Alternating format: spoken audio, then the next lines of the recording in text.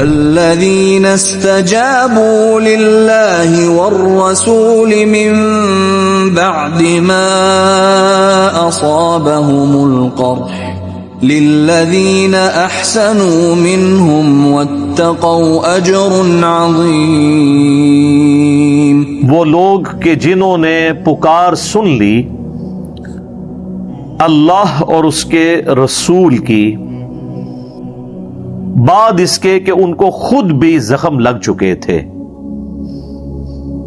یہ یعنی غزوہ احد کے اندر کئی لوگوں کے قریبی رشتہ دار بھی شہید ہوئے، غم کی کیفیت تھی، واضح فتح شکست میں بدل گئی، حتیٰ کہ خود اللہ کے محبوب صلی اللہ علیہ وآلہ وسلم کے 4 دانت شہید ہوئے، خون کا ایسا فوارہ چھوٹا کہ آپ علیہ السلام کی شہادت کی افواہ بھی پھیل گئی۔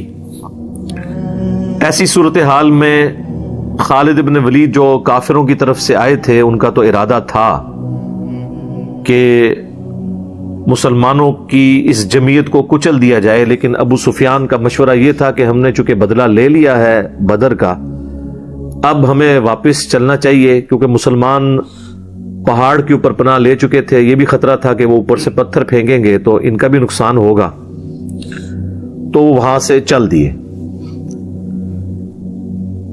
پیچھے کتنے مسلمان شہید ہو چکے تھے، غم کی کیفیت تھی۔ نبی علیہ السلام چونکہ ایک جنگجو لیڈر بھی تھے، جہاں پر آپ پیغمبر تھے، آپ علیہ السلام ایک کامیاب سیاستدان بھی تھے۔ آج تو سیاست بدنام ہو چکی ہے، حالانکہ یہ تو اسلام کا حصہ ہے، جدا ہو دین سیاست سے تو رہ جاتی ہے چنگیزی۔ تو نبی علیہ السلام کا ایک ویژن تھا کہ کہیں ایسا نہ ہو کہ ہماری اس کمزوری سے فائدہ اٹھاتے ہوئے کافر واپس آ کے پھر دوبارہ مسلمانوں پہ حملہ کر دیں، اور واقعی آپ علیہ السلام کی یہ اسیسمنٹ درست تھی۔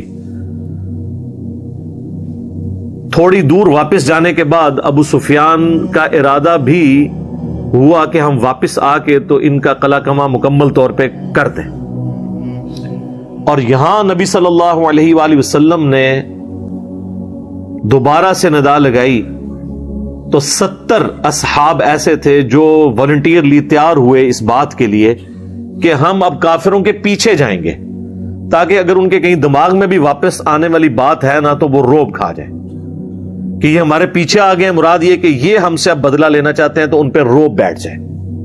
اب یہ بڑا اچھا مشورہ تھا نبی علیہ السلام کی طرف سے۔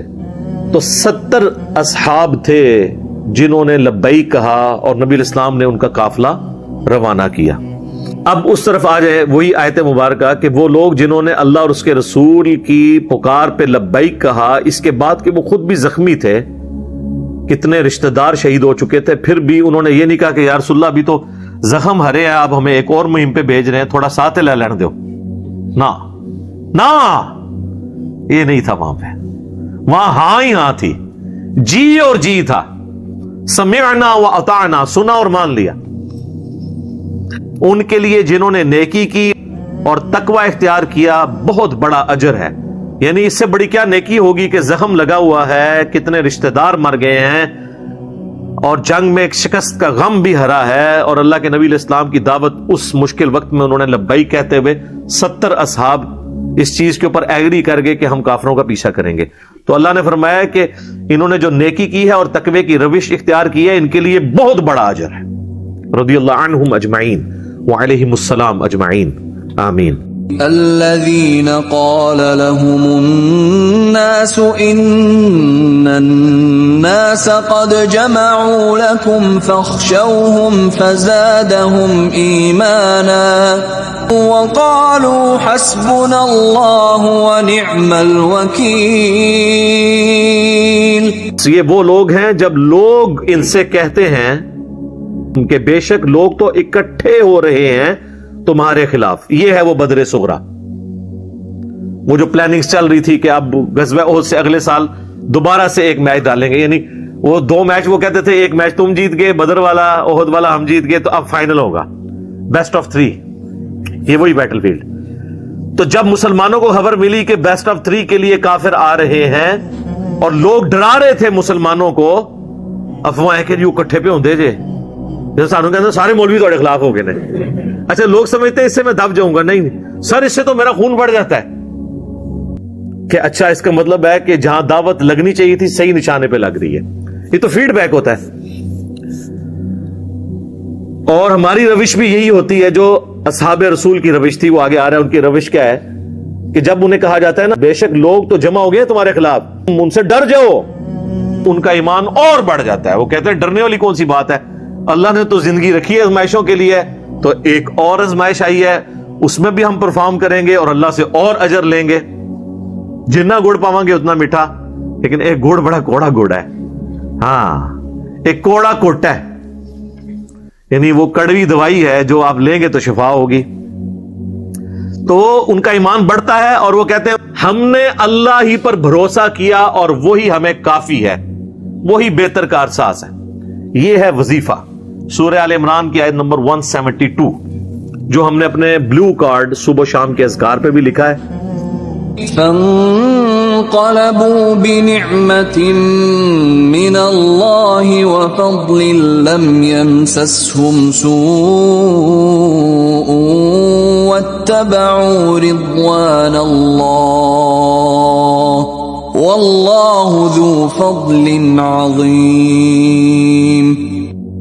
پس مسلمانوں پہ اللہ تعالیٰ کی طرف سے ایسا کرم ہوا کہ وہ واپس آئے اللہ کا انعام اور فضل لے کر. ان کو کوئی برائی نہیں چھوئی اور اللہ کی رضا تو انہوں نے حاصل کر لی جو اس کائنات کی سب سے بڑی نعمت ہے. اور اللہ تعالی بہت بڑے فضل کا مالک ہے.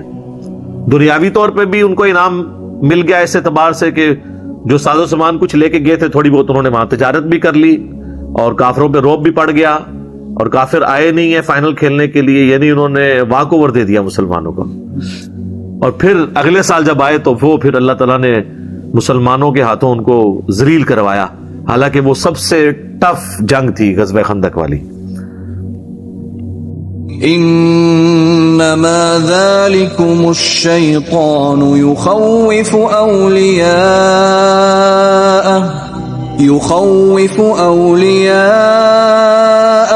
فلا تخافوهم وخافون إن كنتم مؤمنين. شیطان کا تو صرف یہ کام ہے کہ وہ اپنے دوستوں سے ڈراتا رہتا ہے مسلمانوں کو. آج بھی دیکھ لیں ہمارے حکمران وہ شیاطین بنے ہوئے ہیں جو شیاطین کے دوستوں یعنی یہود و نصارہ اور اسلام کے دشمنوں سے اپنی عوام کو ڈراتے ہیں. وہ ایک بدماش تھا نا پہلے جو اس ملک کو جو ہے وہ جنگ کی آگ میں جھونک گیا اور آج 20 سال ہونے کو آئے ہیں ہم اس سے باہر نہیں نکل سکے. وہ جو مکے لہراتا تھا ایک ڈکٹیٹر، تو وہ کہتا تھا جی کہ وہ تو ہمیں تو امریکہ نے فون کر کے کہا ہے کہ ہم تمہیں سٹون ایج میں پہنچا دیں گے اگر تم نے افغانستان کے خلاف ہمارا ساتھ نہ دیا. اس سیم وہی چیز ہے. تو وہ یعنی اس ملک کا حکمران ہمیں کافروں کی دھمکیوں سے ڈراتا تھا کہ وہ یہ کر دیں گے. ٹھیک ہے، وہ جناب کیا سٹون ایج میں تو ہم ان کی مدد کر کے اس سے بری سٹیج میں پہنچ گئے. ٹھیک ہے، اینڈ رزلٹ تو وہی نکلا نا، اس سے بھی برا نکلا. ٹھیک ہے، لاکھوں ہمارے شہری بھی اور ہزاروں کی تعداد میں فوجی بھی شہید ہوئے خودکش حملوں کے اندر، اور اکانومی کا جو بیڑا غرق ہوا وہ الگ سے. تو اللہ تعالیٰ ہمارے کہ شیطان کا تو کام یہ ہے کہ وہ اپنے یاروں دوستوں سے نا مسلمانوں کو ڈراتا رہتا ہے مت ڈرو ان سے، اور مجھ سے ڈرو اگر تم واقعی مجھ پہ ایمان لاتے ہو. ڈرو اس بات سے کہ تمہیں اللہ کو منہ دکھانا ہے، اللہ کے دشمنوں سے نہ ڈرو. وَلَا يَحْزُنكَ الَّذِينَ يُسَارِعُونَ فِي الْكُفْرِ إِنَّهُمْ لَن يَضُرُّوا اللَّهَ شَيْئًا يُرِيدُ اللَّهُ أَلَّا يَجْعَلَ لَهُمْ حَظًّا فِي الْآخِرَةِ وَلَهُمْ عَذَابٌ عَظِيمٌ. اور اے محبوب صلی اللہ علیہ وآلہ وسلم، جو کافر اسلام کے خلاف سازشیں کر رہے ہیں، پھرتیاں دکھا رہے ہیں، ان کی یہ پھرتیاں آپ کو غم میں مبتلا نہ کریں. یہ اللہ کا کوئی نقصان نہیں کر سکتے. اب یہاں اللہ کے نقصان سے مراد ہے اللہ کے دین کا، جس کے کسٹوڈین اس وقت محمد رسول اللہ صلی اللہ علیہ وآلہ وسلم تھے. ظاہرہ آپ نے اتنی محنت سے ایک دعوت لانچ کی تھی، اور آپ کو پتا ہے نا جی غزوہ بدر میں صحیح بخاری میں آتا ہے کہ کس لیول تک لجاجت سے جا کے حضور نے دعا کی ہے، اور یہ جملے بول دیے اس دعا میں کہ اللہ یہ مٹھی بھر مسلمان ہے، اگر یہ مارے گئے تو قیامت تک تیرا نام لیوا کوئی نہیں ہوگا. ٹھیک ہے، تو نبی الاسلام ہر وقت اس غم میں رہتے تھے کہ یہ دعوت کا کام جو میرے ذمے ہوا ہے میں اس کو پورا کروں. تو حضور کو تسلی دی جا رہی ہے آپ نے غم نہیں کھانا، اللہ نے اپنے دین کو غالب کرنا ہے. وہی اللہ ہے جس نے اپنے محبوب صلی اللہ علیہ وآلہ وسلم کو الہدا یعنی قرآن اور دین حق کے ساتھ مبعوث کیا تاکہ اسے غالب کر دے باقی ادیان کے اوپر، خواہ مشرک اس کا برا مان جائے. اللہ تو چاہتا ہے کہ آخرت میں ان کا کوئی حصہ باقی نہ رہے اور ان کے لیے عظیم عذاب ہو. ان الذين اشتروا الكفر بالایمان لن يضروا الله شيئا ولهم عذاب الیم. یہ وہ لوگ ہیں جنہوں نے کفر کو خرید لیا ہے ایمان اپنے ہاتھوں سے بیچ کے. ہونا تو چاہیے تھا ایمان کی دولت لیتے، لیکن انہوں نے کفر خریدا ہے ایمان اپنے ہاتھوں سے دے کے. اس سے بڑا کیا کسی کی بدبختی ہوگی کہ وقت کا پیغمبر موجود ہے اور ہدایت جو ہے وہ سورج کی طرح روشن ہے. سب سے زیادہ اسی وقت روشن ہوتی ہے نا جب پیغمبر دنیا میں موجود ہو، اور لوگ جو ہے وہ محروم رہ جائیں. انہوں نے اپنے ہاتھ سے ایمان دے کے کفر لے لیا. وہ اللہ تعالیٰ کا کچھ نہیں بگاڑ سکیں گے اور ان کے لیے بہت بڑا عذاب ہے. اللہ کا کیا نقصان کرنا ہے، اپنا ہی نقصان کریں گے. وَلَا يَحْسَبَنَّ الَّذِينَ كَفَرُوا أَنَّمَا نُمْلِي لَهُمْ خَيْرٌ لِأَنفُسِهِمْ إِنَّمَا نُمْلِي لَهُمْ لِيَزْدَادُوا إِثْمًا وَلَهُمْ عَذَابٌ مُهِينٌ. اور کافر یہ نہ گمان کریں کہ جو ہم ان کی رسی ڈھیلی کر رہے ہیں تو یہ ان کے حق میں کوئی بہتری ہو رہی ہے. نہیں، یہ تو اللہ تعالیٰ فرما رہا ہے کہ ان کو ڈھیل اس لیے دی جا رہی ہے تاکہ یہ اپنے گناہ میں سرکشی میں بڑھتے چلے جائیں اور ان کے لیے ذلیل و خوار کرنے والا عذاب ہو. یعنی اور برائی کریں اور عذاب کے مستحق ہوں. یہ مجھے بتائیں کہ یہ کتابوں کے خدا کی گفتگو آپ نے دیکھی ہے؟ ہمیں تو بتایا گیا جی اللہ تعالیٰ تو چھوٹی جی غلطی معاف کر. نظر آ رہا ہے مزاج سمجھ آ رہا ہے اللہ تعالیٰ کا کس لیول پہ جا کے کہ ہم تو چاہتے ہیں اور گناہ کرو تاکہ اور پھینٹی لگاؤں تمہاری. جی ٹھیک ہے، اسی لیے جناب ڈرتے رہنا چاہیے. اللہ تعالیٰ جب کسی پہ مور لگا دے پھر ہدایت کوئی نہیں اس کو ملتی. اسی لیے یہ دعا ضرور مانگا کرے اپنی نمازوں میں، ربنا لا تزغ قلوبنا بعد اذ هديتنا وهب لنا من لدنك رحمة انك انت الوهاب. وہ بھی اسی صورت میں گزری سورہ آل عمران میں. اے رب ہمارے دلوں کو ٹیڑھا نہ کرنا بعد اس کے کہ تو نے ہمیں ہدایت عطا فرمائی. ٹھیک ہے، اور ہمیں اپنے پاس سے رحمت عطا فرما اے عطا فرمانے والے. ما كان الله ليذر المؤمنين على ما أنتم عليه حتى يميز الخبيث من الطيب وما كان الله ليطلعكم على الغيب ولكن الله يجتبي من رسله من يشاء فآمنوا بالله ورسله وإن تؤمنوا وتتقوا فلكم أجر عظيم.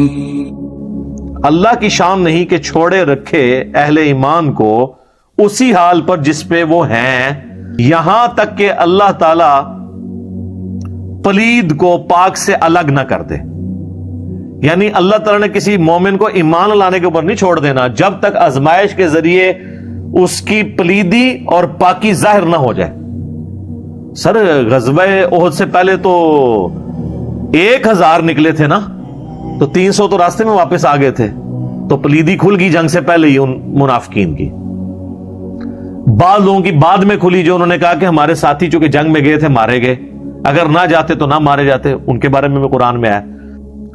اللہ کی یہ شان نہیں ہے کہ ہر ایک شخص کے اوپر غیب کی بات کو منکشف کر دے یا اطلاع دے دے، لیکن اللہ تعالی چن لیتا ہے اپنے رسولوں میں سے جسے چاہتا ہے، پس تمہارا کام اتنا ہی ہے کہ اللہ اور اس کے رسول کے اوپر ایمان لاؤ. یعنی اللہ اور اس کے رسول جو تمہیں غیبی خبریں دیں، تمہارا کام ایمان لانا ہے. تمہاری یہ ڈیمانڈ درست نہیں ہے کہ ہر شخص کے اوپر اللہ تعالیٰ وحی نازل کرے. یہ اللہ نے طے کر لیا اپنی ڈیسٹنی میں کہ اپنے پیغمبروں پر وحی کا سلسلہ کرے گا، ان کے ذریعے آگے معاملات کو لے کے چلے گا. اگر تم ایمان لے آئے اور تقوی کی روش اختیار کی تو تمہارے لیے عظیم اجر ہوگا اللہ کے حضور انشاءاللہ تعالی. اللہم اجعلنا منہم. اللہ تعالیٰ سے دعا ہے جو حق بات میں نے کہی اللہ تعالیٰ ہمارے دلوں میں راسخ فرمائے. اگر جس بات میں میرے منہ سے کوئی غلط بات نکل گئی تو اللہ تعالیٰ ہمارے دلوں سے محو کر دے.